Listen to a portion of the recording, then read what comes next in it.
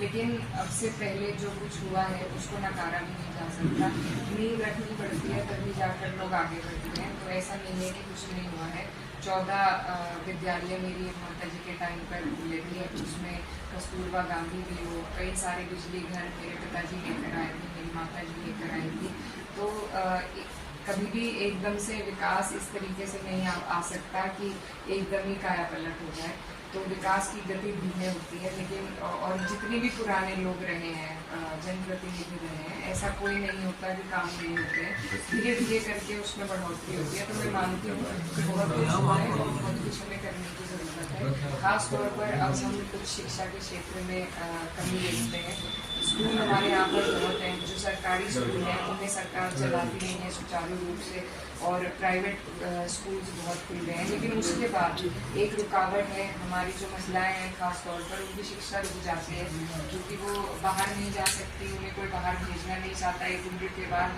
तो यहाँ पर उनके लिए उच्च शिक्षा के लिए कम इंस्टीट्यूशन हैं। तो हम कोशिश करेंगे कि ऐसे इंस्टीट्यूशन जिसमें सिर्फ महिला जा सकती है तो उनका यहाँ पर उपलब्धि हो सके उन्हें, इसमें हमारी कोशिश करेंगे। बीजेपी का नाम है 80 की 80 सीटों पर, तो पिछली बार 64 सीटें जीत भी गई थी बीजेपी। इस बार 80 की 64 शायद जीत गई थी, 15 बीजेपी बसपा और सपा अलायंस को मिली थी और एक कांग्रेस को। इस बार कैसा देखती हैं आप, सीटें घटेंगी क्या बढ़ेंगी? इस बार तो आधी भी नहीं आधी होंगी, और हमें जैसे जैसे अगले चरण में हमारा चुनाव पहुंचता जा रहा है, तो उस तरीके से हमें ये दिख रहा है कि हर चरण में घटती जा रही है भाजपा की सीटें। और अगर ये भी रुझान इस तरह रहे तो हमें उम्मीद है कि 50+ इंडिया गठबंधन 50+ उत्तर प्रदेश के अंदर। और देश के अंदर क्या हालात है, क्या इंडिया अलायंस की सरकार बन सकती है?